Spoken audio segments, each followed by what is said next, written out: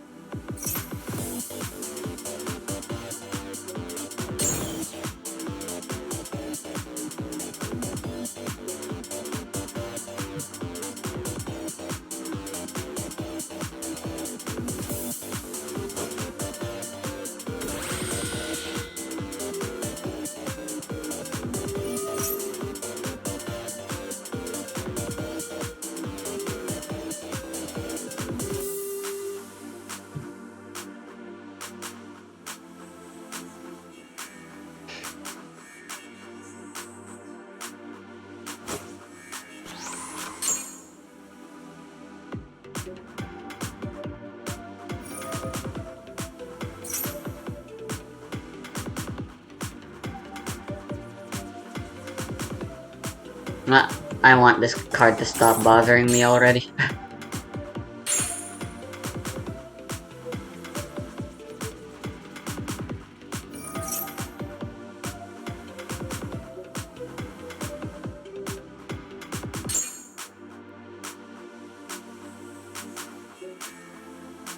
Damn.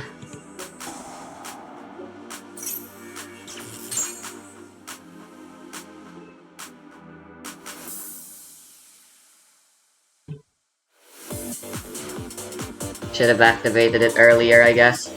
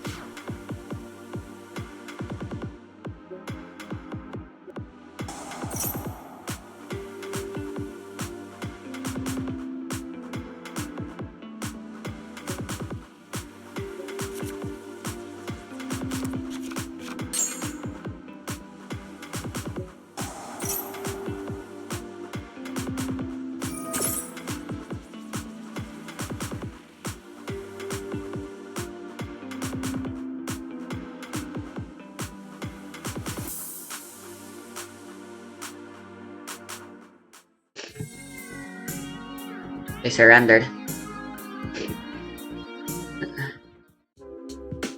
They surrendered again, immediately. Okay.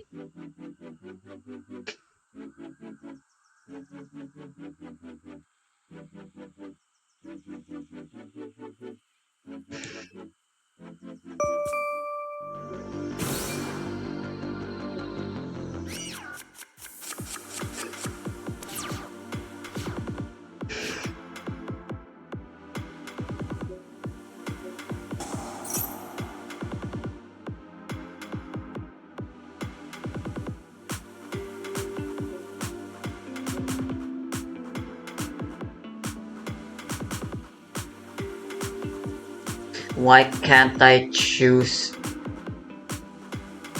What? I guess just Garura then.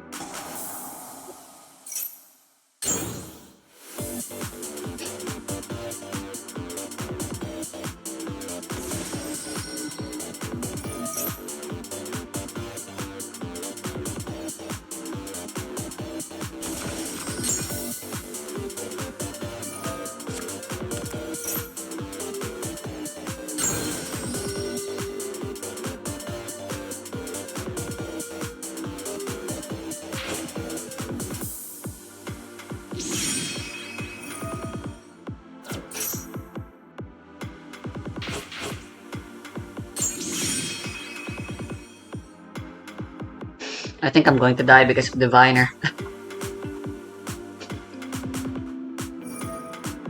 There's no way, right? Oh yeah, I'm going to die because of Diviner.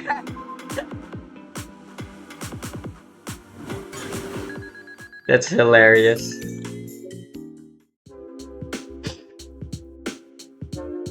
Fucking hell.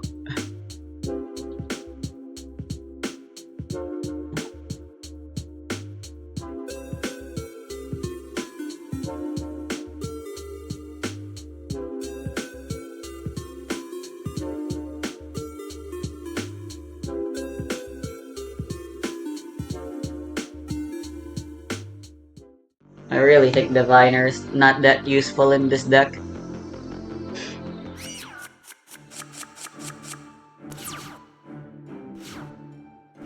Bullshit.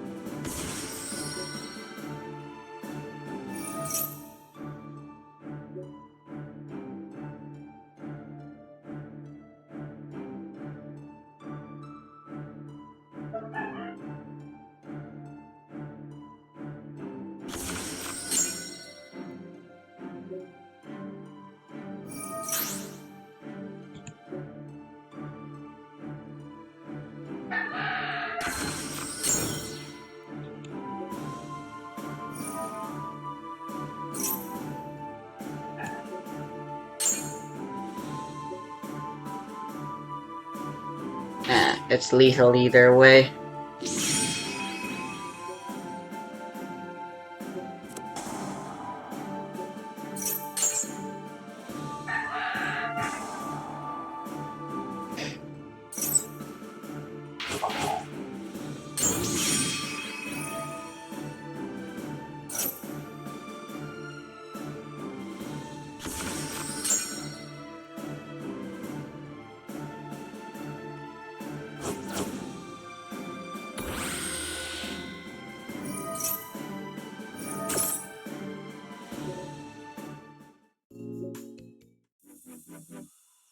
This That kinda sucks.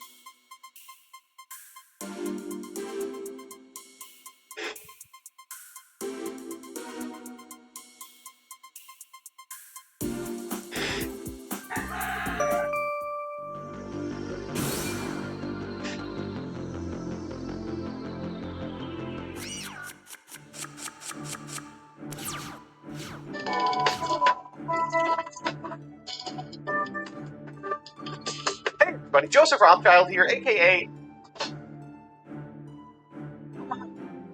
Nobody Expects the Spanish MBT, and we are back with another Twitter You thread. spelled that Today I'm with two asking you T's, about by the way, complex Yu-Gi-Oh idiot. decks. Every deck in Yu-Gi-Oh is complex, it's a game for lawyers, but frequently the very decision to play a deck at all, which usually is comprised of a combination of the metagame, the cost, personal preference, includes a decision made about the deck's complexity. Simply put, sometimes decks are just too hard to be expected to play well. So I'm asking you to name some of Yu-Gi-Oh's most complicated decks of all time, and I'm beginning with this one, Epic Gishki. This was a really powerful deck that culminated in an FTK that, if performed properly and at speed, could take 40 entire minutes, winning the entire match in the first game if an opponent was unwilling to scoop. This deck did not see a lot of play because there were really only 4 or 5 people who even understood the steps necessary in order to perform it. But once it topped once, it was not allowed to remain. I feel like that wasn't a very good idea. Megalith had a brief period in the limelight and seemed impossible to play optimally without a vast understanding of its lines and relevant interactions in the format.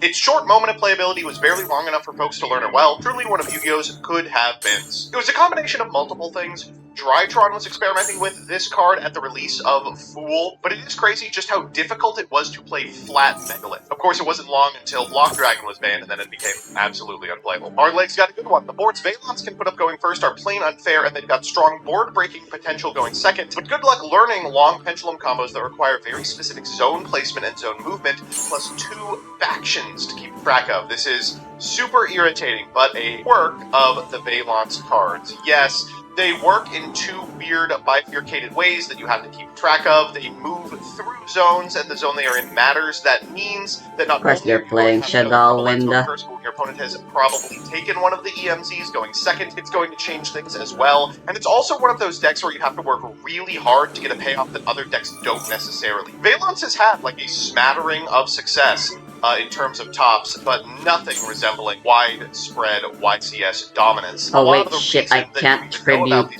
Winda because I blocked myself out of the extra deck. God. I've owned Flower cards. Dogmatic is kind of fucking stupid. Playing them. I played a dozen or so duels with them, and every time it's like using them for the first time. Their plays are extremely non-linear, and your combo actually takes 37 minutes. But they have in-archetype shooting I didn't think this through. I truly believe that on release they were highly playable and no one bothered to put in the effort to master them, except maybe the one local legend who constantly went 8-1 with them against the top meta decks. This is correct. These days, of course, they just can't keep up with boards that modern decks can produce, but at release, these could have been a top deck, I'm certain. During the period when they were first released, there was one person who would come into my streams back when I was doing viewer duels and just clean me every week with this deck. Unfortunately, it is like one of the most difficult combo decks to keep track of. And God forbid you're sitting across the table from it. Danny's got a great one. I can destroy anyone. Certainly Alright. Played God, but I legit think this deck is one of the hardest to play at 100% efficiency, low bar, high ceiling. To this day, I think Unchained can cook most decks, it's just not worth investing in because it's harder than the top decks. Absolutely 100% correct. Agov format Unchained is probably the best deck in that format by so much that if everyone was as good at that deck Once again, I feel like a fucking idiot though. Look like a tier 0. I remember testing extensively for that format and coming to the position that if my Unchained opponent knew what they were doing, I probably would never be able to even take a game off of them. Then when I played that format in practice, it turned out that I actually got to take a lot of games off of a lot of Unchained players because not everyone is Jesse Codd. This deck was so skill testing, and I would say probably maybe 20 people on the planet total were good enough Yeah, at fuck. AGOV Unchained to... Ultima has a great one. I'll never forget the DDD spreadsheet. Okay, I'm gonna be completely honest with you. DDD's complexity is massively overstated. I don't know why everyone pretends like it's the hardest deck that's ever existed. The only thing that was difficult about it is the starts of its combos were different based on what cards you opened. These days its combos are even easier because they have the midpoint of Gilgamesh that just solves all problems. But I think there's a fundamental difference between having to pick between one of 5 long-ass memorized YouTube combos that you had to do for decks like DDD, and having to play in such a way that you can be proactive and reactive, playing off of an opponent, representing different things, and setting up based on what you expect your opponent to be on that you have to for something like Unchained. I am actually going to go to bat for this answer. I think they're correct. Now, I want to make clear, Junk Speeder and its associated Synchron deck is not difficult to execute. You know, it is functionally just a YouTube combo you memorize. But it is probably most build-dependent strategy of all time. It's crazy that, like, whether you win or lose games is going to be determined by what you elect to do with the pieces that you know that you are going to include in your list. 2 different Synchron duelists could come to 2 different conclusions and play probably 10 different cards in the extra deck than each other. In my opinion, this is one of the best decks in the AGOG format, a combo deck of the format that saw very little representation due to how difficult it was to pilot. Only players like Pack put in the time to get results with it. Absolutely agreed. In the post-Diabellstar release AGOV environment, I think there is an argument that this is the best deck in the room, but it was an argument that was being professed exclusively by one of Yu-Gi-Oh's best players, and everyone else kind of thought to themselves, why would I invest the time necessary to get good with this deck that functionally just ends up being a worse rescue ace occasionally? I mean, you had Pat, a guy who had almost mastered this strategy, misplaying in like semis of the YCS, just because all of these cards have different blocks and restrictions that do not play well with each other. Giant Skyhawk, of course, has one of the best answers in the thread. Fluffle is a top 3 complicated deck to play ever. Your lines change so frequently, depending on toy vendor hits, wings draws, and penguins draws. I can probably count on one hand the number of players who are able to play this at the high level of execution consistently. I mean, one of them is literally posting this answer right now. It's so funny to think that this deck was probably like top 3, top 4 for like years of Yu-Gi-Oh's history and just wasn't being played because it is probably the most difficult combo deck that anyone has ever engaged with. There is an argument that at release, the new Raid Raptor stuff was a top 2 deck, and it is just too complex to play. We had people like Jesse Cotton, like, calling it Tier 1, just for people to show up to the first tournament it was legal, and there were 2 people in the room repping the strategy. And unfortunately, its time has come and gone, because Yubel is being played so consistently that I can't imagine trying to end on a 4K guy in this format. Two-Tone says, I know this is coming from me, but Spiral has been one of the best decks, sometimes maybe even the best deck in Master Duel across several formats, but never gets thought of as more than Rogue because it's an absurdly hard deck to pilot. It's always really strange thinking about Spiral in these terms. It was a hard deck to play, but people played it and saw success with it while it was Tier 0. It's got pretty much everything legal now in Master Duel, and it's not like 7s have gotten worse. There's a ton of stuff this can accomplish, and it does it with frightening consistency, while being able to play into boards better than almost any deck ever. It just is really, really hard. Goes without saying that this deck is so hard, and keeping track of who's been summoned and who's used their Vexus turn while going through your lines is sometimes impossible. I don't believe that second half, but this is probably the hardest deck in the metagame right now, in my opinion. It's one of those decks that's deceptively simple as well. You can execute a YouTube combo and be fine, but you really do need to be able to tailor your play exactly this what guy's you're actually up to, properly and you can playing only do King that of the by Swamp. pivoting as you see stuff that they're doing. I think that old Ritual Beast from like 2015 kind of gets an unfair reputation as a difficult deck. I don't think that deck is actually really too complex. There's like a clear point you are trying to get to, and it's just a matter of getting to that point. But Ritual Beasts now is just so infinitely more malleable and has infinitely more options. It's so hard to play. As a conclusion to today's video, I'd like to make an impassioned plea. It is very possible that decks like this exist for the current format. Decks that are so unbelievably good, much better than those that we are playing at the top tables, they just haven't found a mind that understands them yet. You could be that duelist.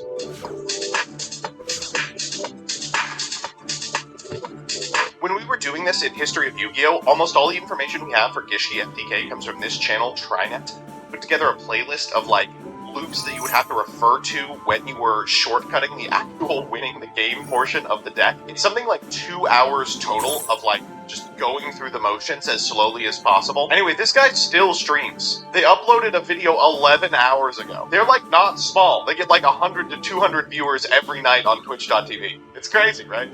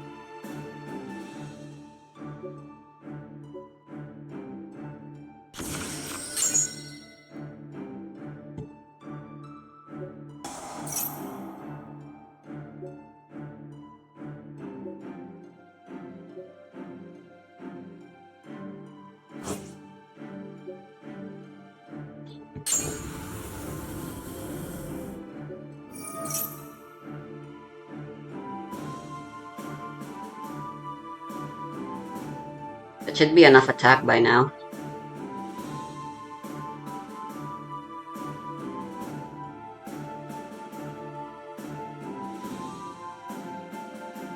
They're thinking.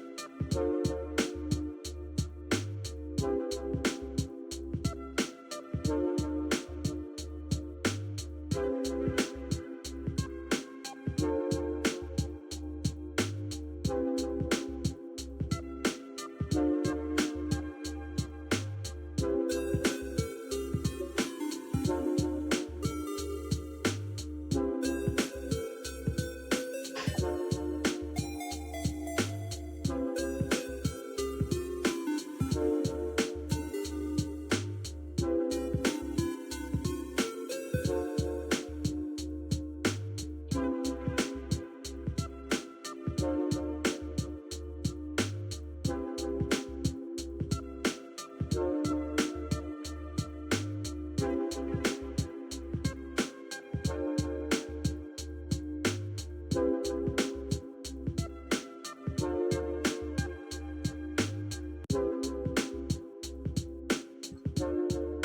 everybody, Johnny Carr Rants here.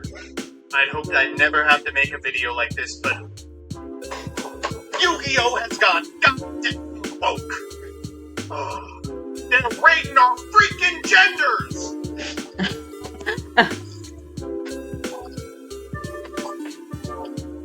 Good afternoon, Jake enthusiasts. I'm MBT, and this is 10-Minute Testing.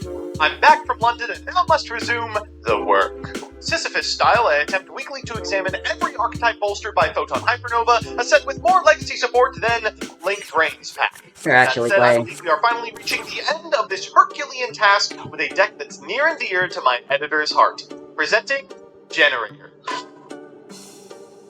So here's the list, graciously provided by Dyer. As always, I'll give you a background about the archetype, a little bit of a discussion about what I hope the deck can do, No, and of course, they're the card not. by card. But first, this video is sponsored by Yu-Gi-Oh! Pro Deck. Yu-Gi-Oh! Pro Deck is the #1 place to go if you need a pack simulator, a card database, or want to read a wealth of strategy articles. They also post breakdowns and lists from every major TCG and Master Duel tournament, including the Master Circuit series. Give them a look at www.yyyy.com. With that, let's get into Generator.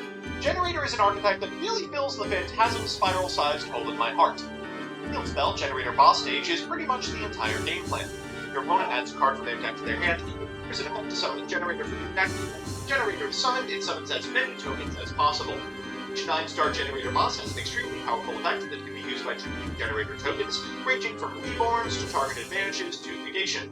Unfortunately, this deck's been left in the dust by two larger metagame developments. Firstly, the death of BFD, which left level 9 spam variants without a suitable end boss, and secondly, proliferation of decks without choke points. Monsters like Har and Garda are great in formats with must-resolve setup monsters, but they can't keep up against a field of Sprite and Kashtira. Until now, Generator received 2 new pieces of support in Photon Hypernova. New boss, Vala, and a new boss in the colloquial sense, Levitin. Former resolves Generator's most pervasive problem, drawing its bosses. While Vala is in your hand, you can discard a Generator card from your hand to special summon it, then special summon a Generator from your graveyard. The latter gives you something worth making with Vala. It uses your opponent's monster's attack by 1,000, and is a queen can tag any non-fair Generator disease, then attach material from the field or graveyard to itself as material up to the number it had when it tribute. This 101 on steroids only gets better when you realize your mechanic makes a similar effect, likely attaching most, if not all, of your opponent's field to your monster, all while having a negate up via Har. So with that, let's get the card by card. First up, the hand traps, 3 Ash, 3 Veiler, and 3 Fear. After that, the I don't think I have time for another game 3, especially with This one Labyrinth. gives Generator monsters you control 1,000 attack and defense during your opponent's turn only, critical to protecting for tokens, and then during the main phase, contribute a Generator monster to summon a level 9 Generator monster with a different name in your deck. Next up, we have Vala, Severe of the Generator bosses. If this card's in your hand or graveyard, you can send a Generator card from your hand to graveyard, special summon this card, but banish it when it leaves the field. If it's special summoned, you can special summon a Generator monster from your hand to grave, except herself. 3 Mardell, which special summon adds a Generator card or a plant monster from your deck to your hand. 2 Utgarda, which for the low cost of 2 tokens, or 2 rock monsters I suppose, can banish an opponent's card. Har does the same but for spellcasters and can negate, and also if your opponent adds a card from the deck to your hand except during the draw phase, you can send a monster from their hand or field to the graveyard. Kayla, for 1 token, can reborn from your graveyard, and 1 Diviner of the Herald. This card does a lot for the archetype. You can send a Vala to the graveyard and post-board. You can go into something like the Trias Hierarchica, so in a pinch you can send all of your tokens to the graveyard to summon the Trias Hierarchica and prevent your opponent from matching you for your life savings. After that, we've got 3 copies of Generator Boss Stage. Once a return of a card is added from the main deck to your opponent's hand, except during the damage step, special summon a Generator monster from your deck in defense position. That's a soft once per turn. This one's a hard. Special summon a Generator monster during your opponent's turn. Special summon as many Generator tokens as possible in attack position, but destroy them during the end phase. We're playing 3 copies of Generator Boss Quest because you aim to have a lot of bosses in hand over the course of your turn. This card's fantastic. Allows you to reveal a Generator monster in your hand, add up to 2 Generator spell traps with different names from your deck to your hand except Boss Quest, and then put the revealed card on the bottom of your deck. 3 copies of Pot of Prosperity, 1 Harpy's Feather Duster, 3 Generator Boss Fight, which activates a Generator field spell directly from the deck or graveyard, then your opponent draws a card, triggering it, and 3 copies of Infinite Impermanence. In the extra, we've got 2 copies of Elder Entity and Tis, 2 copies of Mirologic Aggregator, which you can actually make, 3 copies of Levitin, Generator Boss of Shadows. You can only control 1 of this monster, and monsters your opponent controls lose 1,000 attack and defense. As a quick, you can trick this Xyz summon card to special summon a non-fairy generator Xyz monster from your extra deck. Then attach cards from any field of that special summon card material up to the number of materials this card had on the field. Dormant Gander, Generator Boss of Eternity. You can only control one of this monster. Its attack and defense is 1,000 times its number of materials, and this quick, you can attach a material from this card. Each player draws a card. Your boss stage, then each player that drew attaches one card from their hand or field to this card. Finally, we've got some links, one copy of Underworld Goddess of the Closed World, Nightmare's Unicorn, Phoenix, a Sprint, and a Masquerena in the side. We've got 3 copies of Gamciel, 3 copies of Darkhold, 3 copies of Cosmic Cyclone, match, and 3 Summon Limit. So with that, let's jump into the games. Our first match is up against Salamangreat. What does our opponent think it is? 2020? Hold up, let me just check the top 4 from Lima. Huh. Well, alright, our opponent's going first. Let's see what they can accomplish. You're going to begin with Flame Buffalo. Afterwards, you can activate Salamangreat Circle in order to grab the deck and copy of Spinny before making a Bailey, triggering the effects of Bailings and the Parallel Exceed and the Flame Buffalo sequence. After that, they get a copy of Field Spell from their deck in their hand. They'll draw a couple of cards and trigger the effect of the Parallel Exceed as well, getting a third one from the deck. They'll go Gazelle here. Gazelle's going to send a copy of Brave. Go into Salamangreat Spinny. Then they will overlay for a copy of Mirage Stalio. They'll activate Mirage Stalio because of Guska, and they'll go into Sunlight Wolf a couple of times before, well, down comes the Rock. Feeling good from this position, and pretty unlikely we're going to lose. We'll draw for turn, and yeah, that's an okay one. We're going to begin with a copy of Locker. We're going to activate the effect of the Locker to go to a copy of Mardell. Mardell is going to add from deck to hand, you guessed it, a copy of Vala. We're going to activate the effect of Vala, summoning herself, then use her effect on field, and run into a Ghost Spell. OTK. Okay, we'll just go for the new monster here. Wipe the field, set 1 card, and pass back to our opponent with 2 hand traps. I'm still feeling good. Start to go off the top of the deck. They're going to go ahead and grab a copy of Jack Jaguar, then normal summon a Flame Buffalo. We'll activate the effect of Leviton, go to Dormant Gander, the entire field, and then they'll proceed to end phases. They hop, skip, and jump lethal, and just switch our monster to attack position. Oh, let's activate this effect as well. We'll go for the Graveyard effect of Vala, activate the effect of Vala in order to bring back Car, and then proceed to battle, and hit it for well over. Our second match is up against Naturia Runic. And by that I mean our second match is up against the Evening match. This game showcases the deck's one major critical depends on tokens. Does not have a lot of game against the cards just highlighted. We're going to begin with a copy of Vala, re-rolling the heart, then we're going to activate the effect of Pot of Prosperity, finding off the top. Okay, there's a boss stage, so we can stop now. Stop now. Go ahead and go for the 11th and activate boss stage, set 1 card and pass back to our opponent with Hand Trap and Grip. We're going to activate boss stage on draw, that's going to be Car. We'll activate the boss stage in order to get 4 tokens from the first side of the field, and things are looking good. They're going to go for a Quacky Ducky. We'll activate the effect of Car, and unfortunately, that was absolutely. They played it on Infinite Imperm column. They'll activate the effect of Take Creeper Blessing. We'll hard here. They'll send the Camellis from the field, proceed to the battle phase, and yeah, that's all she wrote. So it's time for game 3, and you know what that means. A best of 3 versus meta. Our opponent's playing Kashtira, and our hand, that one looks fantastic. Sure, Locker plus Generator Boss Quest is fine, but our opponent's got a couple of hand traps that are complicate things. We're going to begin with a copy of Locker. We're going to use this effect in order to go into a Mardell. We'll activate Mardell, and our opponent will chain Ghost Mourner and Rooted Chill. Oh god. Okay, let's fire off the Boss Quest. There's Ash Blossom, and things are not good. Pass back to our opponent. They're going to go for a Pot of Prosperity. I don't ash this because I don't know the contents of their hand. They're going to have to whip every single card for us to even have a chance this game. But they're playing Kashtira, so that's like an 80% chance to win. They're going to go for Scareclaw Kashtira, banishing a Pious, and then they'll activate the other Atheosis. We'll go ahead and ash that one, and that's the end of their turn. A fun format. They're going to go for Birth afterwards. We draw for turn, and we should be able to clean this up, actually. We're going to go for the Locker here. We'll activate the effect of the Locker in order to go into a Vala. We'll activate Vala's effect. Bring back this copy of Mardell. What do you know? Let's trigger the Mardell. We'll go ahead and grab a Boss Quest, and then we'll fire the Boss Quest, back to the Super Garda, and then go ahead and, I guess, get our Graveyard Vantage Viper. We'll go into a Leviton. We'll activate that entire field. Go into a Yorman Gander. Yorman is an extender here because of the boss stage.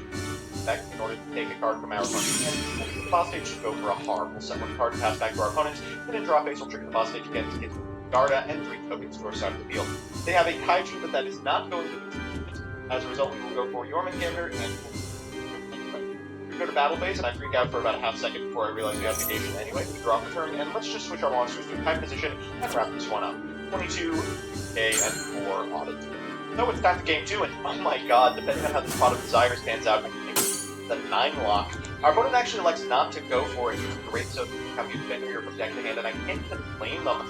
The appointer of the Red Lotus and the Magic Reflector probably needs to be anyway, no reason to overextend. They're going to go for the Atheosis here for a copy We're going to grab a Birth from neck to hand. He'll fire off the Rise Heart, and then Trick Effect the Rise Heart after going to Shangri-Ira. He's going to go for a Big Bang. He will banish the top 3 of our deck, Trick Effect the Shangri-Ira, and then cycle that copy of Fenrir back to their side of the board. They'll go for the Wraith Stones here in order to protect their own Shangri-Ira and get a monster in the graveyard. Then they'll make a Rise Heart, set Birth, and activate Pot of Desires, which didn't, banishes a card face down. They're going to go for Birth here with back Unicorn and make it Diablosis. They're going to go Diablosis to banish a card, Trick Effect of the Shangri-Ira, and the Rise Heart, and the Diablosis in a new chain to banish more. Trick Effect of the Shangri-Ira again at point of resolution in a chain with the Rise Heart, which of course is a mandatory attack. We can pass as soon as we take our first action. We're going to do all of our spell trap zones. We're going to appoint you here to take the Dark Hole, which would otherwise have been our first action. Go for the Rise Heart here and my prosperity.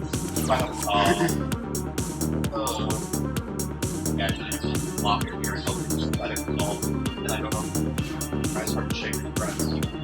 Closest, we have the cards of the deck, and they're going to go ahead and back full shake this turn again. Here, Astro. We're almost on a locker, but I don't. Let's just do it. Oh, it's time for that all important game 3, and wow, both of our hands are just fantastic. But we're going first. We're going to finish having a locker. That locker is going to tag out for a Mardell. The Mardell is going to add the second hand copy as well. Next ball, and ourselves that Mardell straight. Effect on field to attack this locker or overlay a copy of the base. Go to the effect of Top Prosperity. You're fighting up the top. I guess something crazy out of the sideboard, ideally. Or just engine. Just all in. All I guess. We'll go boss quest. We'll get the copy of the boss stage. And a boss fight as well. We'll go for boss stage. And then you can drop base. There's something far. And then summon. Very nice. This one. What's looking?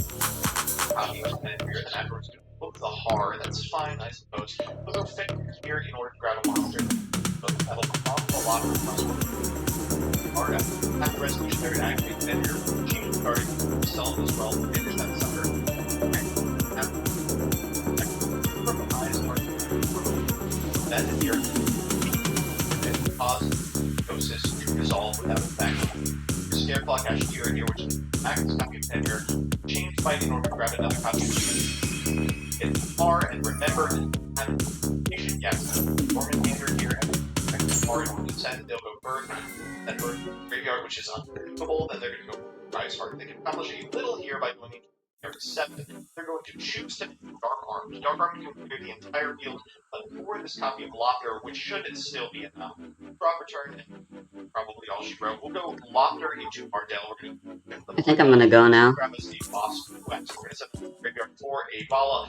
Effect the Vala for a Harp, which has a lot of attack points. Why do people not bother with trying at least in game 2?